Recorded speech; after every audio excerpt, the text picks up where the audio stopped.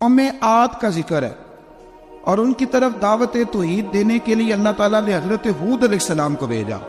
ہود علیہ السلام نے قوم سے کہا کہ میں تم سے کسی چیز کا اجر طلب نہیں کروں گا، میرا اجر میرے اللہ کے بارگاہ میں ہے، پاس تم اپنے رب سے بخشش مانگو، پھر اس کی بارگاہ میں توبہ کرو، اللہ تعالیٰ تم پر موسلا دار بارش برسائے گا اور تمہاری قوت میں اضافہ فرمائے گا۔ قوم عاد نے دعوت حق کو رد کیا اور ایمان نہ لائے بلکہ ہود علیہ السلام پر طنز کیا۔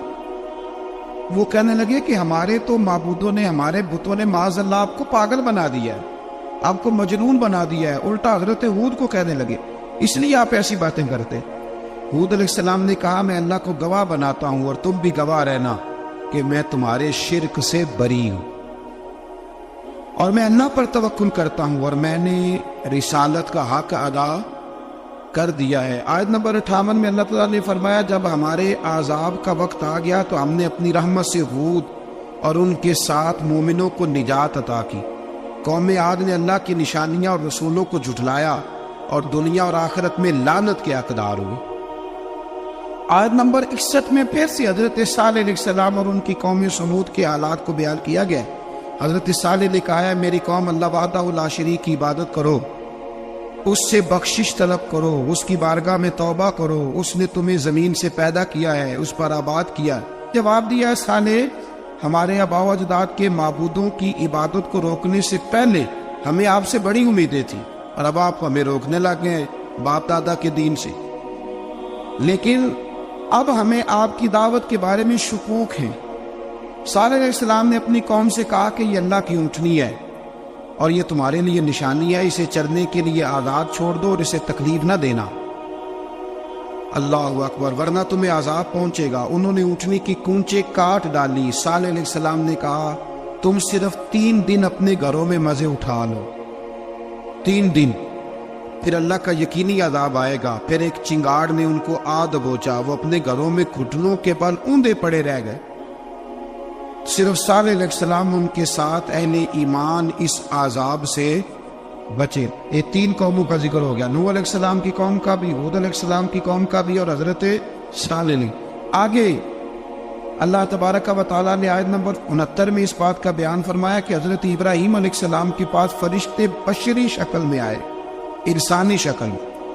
انہوں نے اجنبی مہمانوں کے لیے بچڑے کا بھنا ہوا گوشت تیار کرایا۔ آپ یقین کریں کچھ باتیں لوگ ایسی بیان کرتے ہیں کہ جن کو نہ سن کے بندے کا دل کرتا ہے کہ اس بندے کو بتائیں کہ یار یہاں تو دین سارا پڑھ۔ ایک صاحب مجھے کہنے لگے جی میں ایک پیر صاحب کے پاس گیا تھا تو بڑی مرغن غذائیں تھیں، انہوں نے میری بڑی خدمت کی پر مجھے نہیں اچھا لگا، پیروں کو چاہیے سادی روٹی رکھیں۔ میں کہتا ہوں پیروں واسطے لسٹ بنا ہوا انہوں نے کس طرح نہ ہونا چاہیے۔ یہ بہت بڑی مصیبت ہے، اگر آپ سادہ کھانا کھلا دیں تب بھی اعتراض ہے، اچھا کھلا دے کہتے رولا ہے کوئی پیر چوکھے مالدار، دونوں طرف سے مسئلہ۔ تو کہنے لگا جی نہیں پیروں کا کیا کام ہے، وہ کڑائیاں اور وہ سارے۔ تو پھر میں نے انہیں کہا کہ آپ اس طرح کریں، گھر جا کے نا تو 12ویں سپارے کی تلاوت کریں۔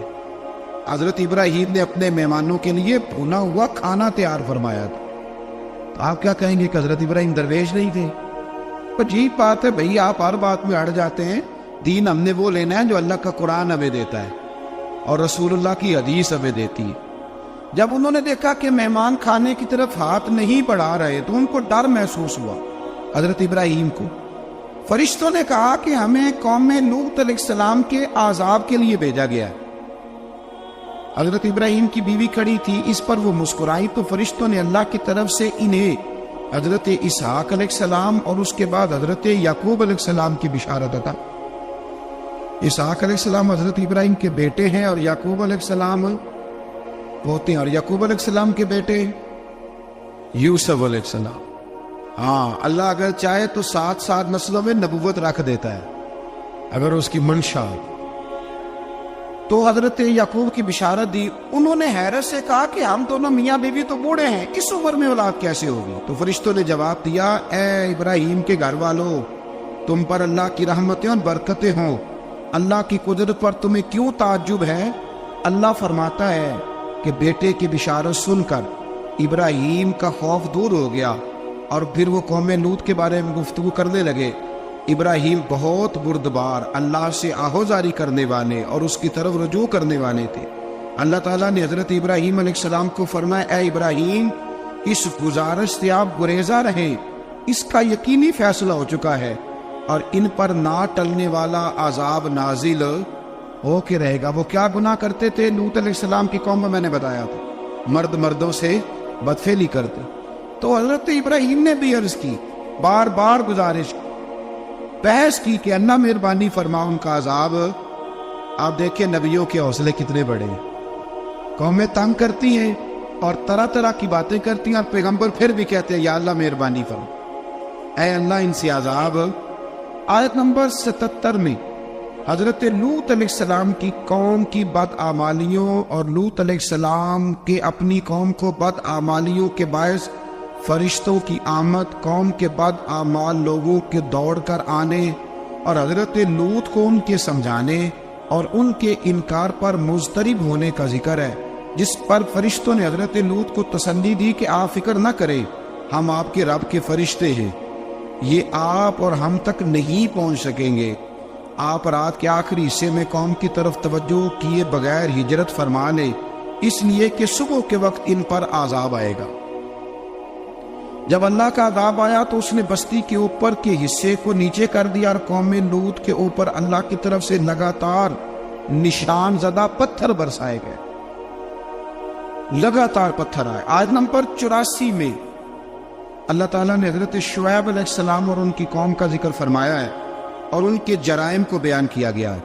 وہ ناپ تول میں کمی کرتے تھے، دوسروں کو چیزیں کم تول کر دیتے تھے۔ اللہ تعالیٰ نے ان سے فرمایا کہ فساد فی الارض سے باز آؤ اور اپنے سے پہلے سرکش امتوں کا انجام دیکھ لو۔ جب حضرت شعیب کی نصیحتوں کا ان پر اثر نہ ہوا تو پھر اللہ تعالیٰ نے انہیں بھی عذاب سے ہلاک کر دیا۔ آیت نمبر 94 میں فرمایا کہ جب ہمارا عذاب آیا تو ہم نے اپنی رحمت سے حضرت شعیب اور ان پر ایمان لانے والوں کو بچا لیا اور ظالموں کو ایک زبردست چنگاڑ نے پکڑ لیا تو صبح وہ اپنے گھروں میں اوندا منہ پڑے تھے، گویا وہ کبھی وہاں آباد تھے ہی نہیں۔ آیت نمبر 96 میں حضرت موسیٰ علیہ السلام کو عطا کیے جانے والے 9 معجزات کا ذکر ہے۔ پھر فرعون اور اس کے پیروکاروں کے باطل روش کے باعث ان کی ہلاکت کا بھی ذکر فرمایا اور دنیا اور آخرت میں انہیں ملعون یعنی لعنتی قرار دیا۔ جن بستیوں کو اللہ تعالیٰ نے ہلاک کیا ان میں سے بعض کے آثار موجود ہیں اور بعض کے آثار تک معدوم ہو چکے۔ ان میں سے ہر بستی والے اپنے ظلم کے باعث ہی ہلاک ہوئے۔ اللہ تعالیٰ کسی پر ظلم نہیں فرماتا، لوگ خود اپنی جانوں پر ظلم کرتے ہیں۔ جو شخص عذاب آخرت سے ڈرتا ہے اس کے لیے اس میں نشانیاں موجود ہیں۔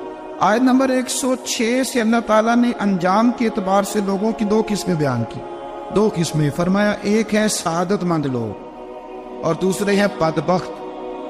فرمایا بدبختوں کا ٹھکانہ جہنم ہے جس میں وہ ہمیشہ رہیں گے، اور نیک بختوں کا ٹھکانہ جنت ہے، وہ ہمیشہ اسی میں رہیں گے اور ان کے لیے اللہ کی طرف سے نا ختم ہونے والی عطائیں۔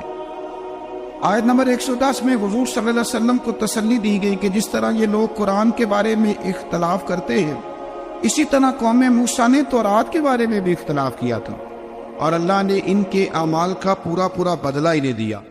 آیت نمبر 112 سے سرکشی کو چھوڑ کر احکامات دین پر استقامت اختیار کرنے اور ظالموں کے ساتھ میل جول رکھنے سے بچنے کا حکم دیا گیا ہے اور فرمایا کہ ظالموں سے میل جول کا انجام دوزخ کیا آ گیا۔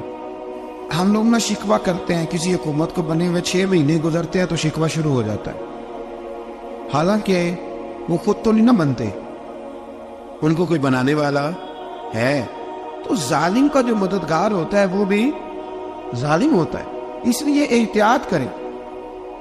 اور یہ صرف سیاستدانوں کی بات نہیں، دنیا کے ہر معاملے میں آپ غور کریں کہ آپ کسی ظالم کے مددگار تو نہیں۔ اللہ تعالی ہمیں حق پر استقامت عطا فرمائے۔ آیت نمبر 114 میں دن کے دونوں طرفوں میں اور ابتدائی رات کے کچھ حصے میں اللہ تعالیٰ نے نماز قائم کرنے کا حکم دیا ہے، رات کے کچھ حصے میں بھی نماز پڑھنی چاہیے، اور یہ بھی بتایا کہ بے شک نیکیاں گناہوں کو مٹا دیتی ہیں اور یہ نصیحت قبول کرنے والوں کے لیے نصیحت ہے۔ آیت نمبر 120 میں اللہ تعالیٰ نے فرمایا کہ ہم آپ صلی اللہ علیہ وسلم کو رسولوں کی تمام خبریں آپ کے دل کی تسکین اور تقویت کے لیے بیان کرتے، اور ان میں مومنوں کے لیے نصیحت اور عبرت ہے کہ ان ساری باتوں سے عبرت پکڑ لو، بچہ صرف وہی جو اللہ کے نبیوں کے طریقے پہ چلا اور نبیوں کے ساتھ رہا، باقی بچ سکے نہیں۔ اللہ تعالیٰ کی طرف سے توحید و رسالت اور وقوع قیامت کے دلائل بھی ہیں۔ آیت نمبر 123 میں فرمایا کہ آسمانوں اور زمینوں میں سب غیب اللہ ہی کے ساتھ مختص ہیں اور ہر کام اسی کی طرف لوٹایا جاتا ہے، آپ اسی کی عبادت کیجئے، اسی پر توکل کیجئے، اور آپ کا رب لوگوں کے اعمال سے غافل نہیں ہے۔ اسی پارے میں آگے سورۃ یوسف شروع ہو رہی ہے۔ اس کو اللہ تعالیٰ نے کہا ہے کہ یہ بڑا پیارا قصہ ہے، احسن القصص کا، قصوں میں سونا قصہ۔ تو یہ کچھ 12ویں پارے میں اور کچھ 13ویں پارے میں ہے۔ میں نے یہ ارادہ کیا کہ یہ ایک ہی دن پوری بیان کی گئی۔ ایک بزرگ کی بات لکھی جو تابعی ہے، وہ فرماتے ہیں کہ ان بزرگوں کا طریقہ یہ تھا کہ وہ لوگوں سے چھپ کے پہاڑ کے پیچھے عبادت کرتے تھے، اور پوزیشن ان کی یہ تھی کہ کسی سے ملتے نہیں تھے، بالخصوص فجر کی نماز سے لے کر عصر کی نماز تک بکریاں رکھی ہوئی تھیں، ان کو چراتے رہتے تھے فرات کے کنارے اور نفل پڑھتے رہتے تھے۔ اس وقت کو ملنے بھی نہیں آتا تھا۔ ایک شخص بڑی دور سے ان کی شہرت سن کے آیا، میں نے تو ملنا ہے۔ لوگوں نے کہا وہ اس وقت نہیں ملتے، ناراض ہوتے۔ اس نے کہا اللہ کا بندہ ہے نا، ناراض ہو بھی جائے گا تو لمبا ناراض رہے گا نہیں، اللہ والے جلدی راضی ہو جاتے۔ پہنچ گئے۔ اب وہ بابا جی نماز پڑھ رہے تھے تو کہتے میں نے عجیب منظر دیکھا کہ بابا جی فرات کے کنارے نماز پڑھ رہے ہیں اور ایک بھیڑیا ان کی بکریوں کی حفاظت کر رہا ہے۔ کہتے میں حیران رہ گیا کہ بھیڑیا تو بکریاں کھایا کرتا ہے اور یہاں چرا رہا ہے۔ کہتے میں جب گیا تو بابا جی نوافل میں مشغول تھے، مجھے دیکھ کے کہنے لگا اس وقت کیوں آئے؟ میں نے کہا حضور اگر آئے گیا ہوں تو پھر مہربانی کرے قبول فرما لیں۔ میں بیٹھ گیا تو میں نے کہا حضور یہ بھیڑیا بکریاں چرا رہا ہے، بھیڑیا اور بکریاں کی صلح کب سے ہو گئی؟ تو فرماتے ہیں لمبی تقریر نہیں، ہلکا سا جملہ۔ فرمانے لگے جب سے بکریوں کے مالک نے رب سے صلح کر لی ہے نا، تب سے بھیڑیوں نے بھی بکریوں سے صلح کر لی ہے۔ بکریوں کے مالک نے رب سے صلح کر لی، گناہ چھوڑ دیے، اس کی فرما برداری میں آ گئے۔ اب پھر اسے بکریاں چرانے کی ضرورت نہیں رہی، بکریاں نہ اب بھیڑیا چراتا ہے۔ کہتے ہیں میرے اوپر کپ کپی طاری ہو گئی بزرگوں کی بات سن کے